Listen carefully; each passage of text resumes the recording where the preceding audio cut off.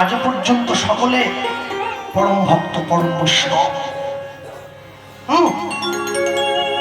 তারা মুসলমান, ইসলাম করে জন্ম নিয়েছে, কিন্তু হরিনাম গায়, তুলসীর মালা গলায় দিয়েছে, ভগবানের প্রসাদ সেবা করে। মনে রাখবেন, জগতে যাই কিছু করুন, যাই ভাবে চলুন না কেন, যেদিন পৃথিবীর থেকে চলে যাবেন সমস্ত কিছুর হিসাব দিয়ে কিন্তু যেতে হবে এখান থেকে। এমনি এমনি চলে যাওয়ার কোনো কায়দা নাই। আপনি যদি মনে করেন হিসাব না দিয়ে চলে যাব, আপনি কিন্তু যেতে পারবেন না। হ্যাঁ, আর যেদিন পৃথিবীর থেকে চলে যাওয়ার সময় হিসাব গুনতে হবে, সেদিনকে হিসাব হয়ে যাবে আপনি তার জন্য কতটা করলেন, সে আপনার জন্য কতটা করেছে। হ্যাঁ, আর ঠিক তেমনি এদিন পৃথিবীর মাতৃগর্ভ থেকে পৃথিবীতে এসেছিলাম, নামটা সঙ্গে ছিল না, শুধু নিঃশ্বাসটা ছিল। নাম তো এখানে আসার পর দেওয়া হয়েছে। যেদিন পৃথিবীর থেকে চলে যাব, নিঃশ্বাসটা থাকবে না, নামটা থেকে যাবে। তাই কর্মটা এমন ভাবে করতে হবে যেন নামের পাশে কলঙ্কের কালো দাগটা না লাগে।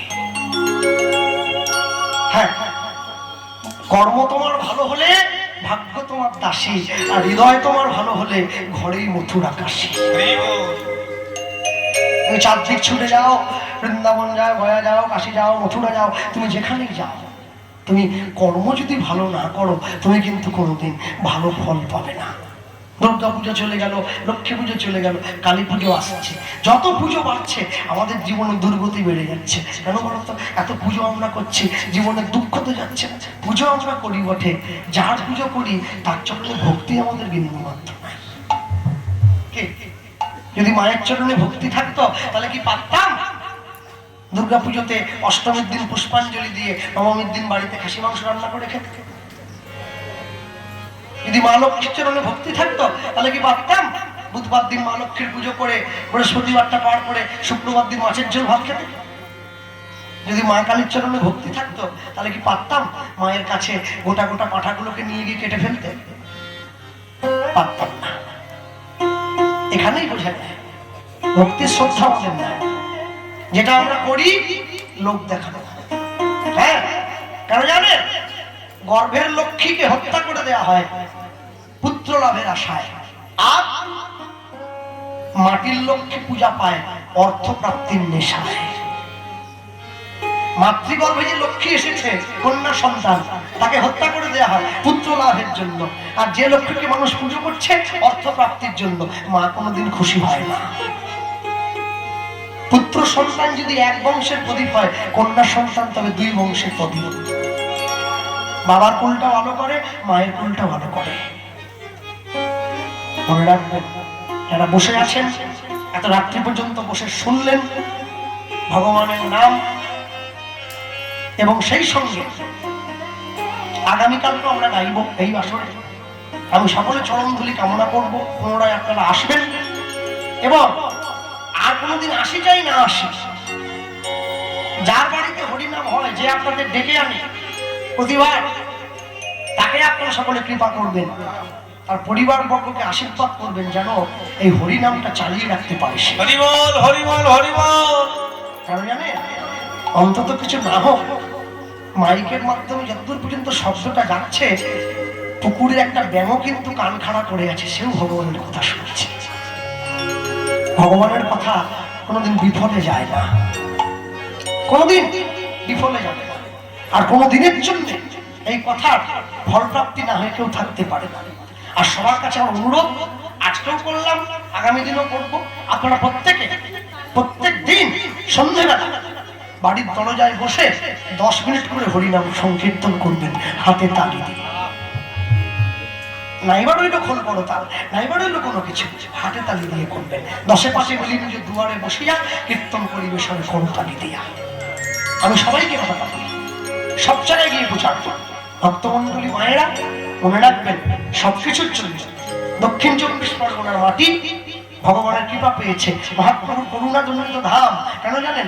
এমনি এমনি এত কীর্তনের নেশা নেই মানুষের। দক্ষিণ 24 পরগনা বারুইপুরে আটিসারা মহাপ্রভু তলা অনন্তাচার্য ব্রাহ্মণের ঘরে মহাপ্রভু 2 রাত্রি বাস করেছে, চরণধুলি পড়েছে। হ্যাঁ, পা পিছলে মহাপ্রভু পড়ে গিয়েছিলেন পিছলদার ঘাটে। আমাদের কীর্তন আছে, এবছরও আছে, ভৈরী একাদশীর দিন কীর্তন আছে। কম করে 20,000 ভক্ত হয়, 20,000, বেশি তো কম নয়। মনে রাখতে হবে সবসময়। এমনি এমনি কৃপা পাননি আপনারা, অনেক যত্ন করে পেয়েছেন। এখনো পর্যন্ত জয়নগরের মাটিতে একটা জায়গা আছে, রাধাবল্লভতলা, রাস পূর্ণিমায় মেলা হয় প্রত্যেক বছর। ওই মেলায় ওই মন্দিরের পাশে, রাধাগোবিন্দের মন্দির, একটা শুকনো কদম গাছ আছে, যে কদম গাছে কোনো পাতা নেই, শুধু ডাল নিয়ে দাঁড়িয়ে, শুকনো গাছ, মরা গাছ। কিন্তু প্রতি বছর রাস পূর্ণিমায় ওই গাছের যে কোনো একটা ডালে দুটো কদম ফুল ফোটে, শুকনো ডালে দুটো ফুল তুলে এনে রাধাগোবিন্দের চরণে দেওয়া হয়, তারপরে কীর্তন শুরু হয়। কৃপা নেই বলে কে বলেছে? আমার দেখার মতো চোখ নেই, তাই দেখতে পাই না। এমনি এমনি মানুষ 24 লোক এত কীর্তনে এগিয়ে গেল, কম্পিটিশন করে কীর্তন করাচ্ছে। তুই 1 লাখ টাকার দল আনলে, আমি 2 লাখ টাকার দল আনবো। বাড়িতে গিয়ে দেখি চাল নেই, জল পড়ছে। কি নেই? সুচিত্রার বাড়িতে গিয়েছিলাম কীর্তন করতে, হ্যাঁ, আমাকে নিয়ে গিয়ে দেখে, তাহলে আমার বাড়ি দেখবে, 8টা দল রেখেছে, তার মধ্যে পদ্মপলাশও ছিল, জি বাংলার চামচা, রাধাবল্লভ ছিল, সব বড় বড় কীর্তন, বিশ্বজিৎ খেলা, সব থেকে আমি ছোট। টাকার কথা বলছি আর কি, হ্যাঁ, তুই গিয়েছিলি বুঝলে? আমাকে যখন সুজিতদা নিয়ে গিয়ে ওর ঘরটা দেখাচ্ছে, ছোট টালির চাল, টালি ভেঙে গেছে, বাদরে ভেঙে দিয়েছে, টালি পাল্টাবার পয়সা নেই, জল পড়ে। আর তুমি কি পাগল? হ্যাঁ, কীর্তনের বাজেট কত? বলে 15 লাখ টাকা। সব টালির চালে জল পড়ছে, ও কীর্তন করার লোক খাওয়ায় 15 লাখ টাকা দেয়। চিন্তা করতে পারছেন কি নেশায় ধরেছে? মেদিনীপুরের লোক পড়াবে। আমাদের গ্রামে কীর্তন হলে চাঁদাই দেয় না 50 টাকা বেশি। এমনি এমনি হয় না, এমনি এমনি হয় না। এর জন্য ঈশ্বরের কৃপা থাকা চাই।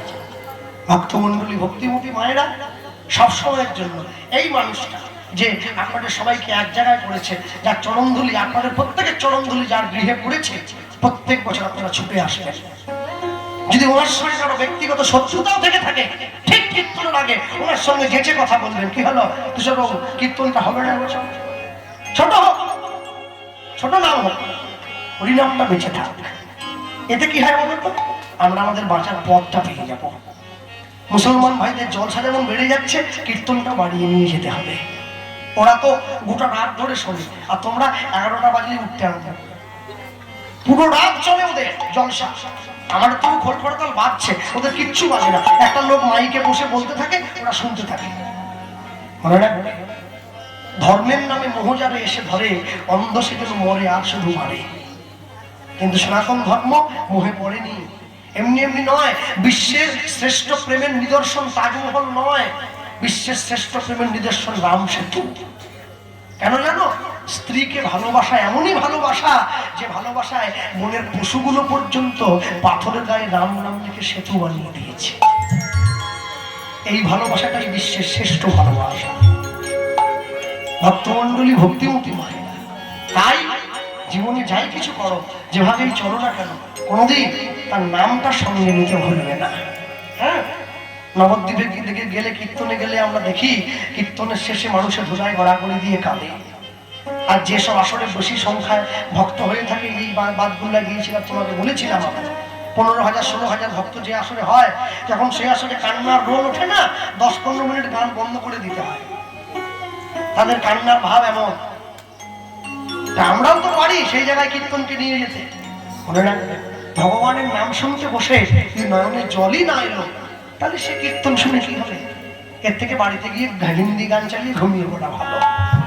নিয়ে গিয়ে সামনে দাঁড়িয়েছে, আর সামনে দাঁড়িয়ে কাজী সাহেবের সকল পার্শ্ববর্তী সবাই বৈষ্ণবগণ একযোগে বলে উঠছে, হরে কৃষ্ণ কৃষ্ণ কৃষ্ণ কৃষ্ণ হরে হরে। উলুধ্বনি হরি বল।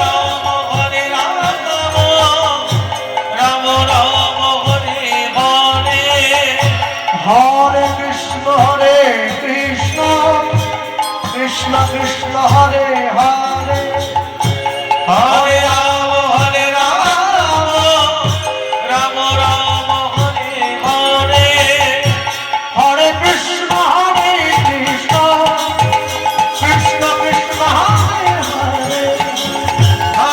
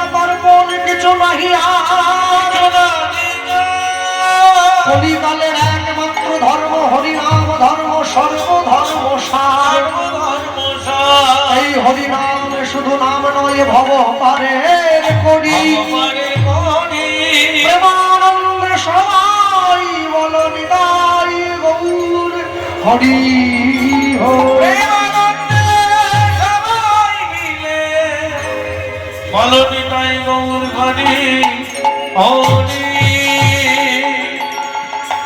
কালকে চলে আসবেন টাইম মতো, আরেকবার সহ্য করতে হবে 3 ঘন্টা। কাল করে এসো। হ্যাঁ, বলতে গিয়ে বলবো এবার দেখো ভক্ত শোনে ভগবানের মধুর লীলা। ভক্তগণে ভগবানের মধুর মিল উলুধ্বনি হরিধ্বনি হরিল ভুবন উলুধ্বনি হরিধ্বনি হরিল ভুবন হরি গুরু জগৎ বন্ধু মহায়ুদ্ধাগণ হরিগুরু জগবন্ধু মহামুদ্রারণ জয় জয় রাধা ললিতা বলদেব চরণ জয় জয় রাধা ললিতা ভগবতীর চরণ তাই গৌর হরি হরি হরি বল হরি বল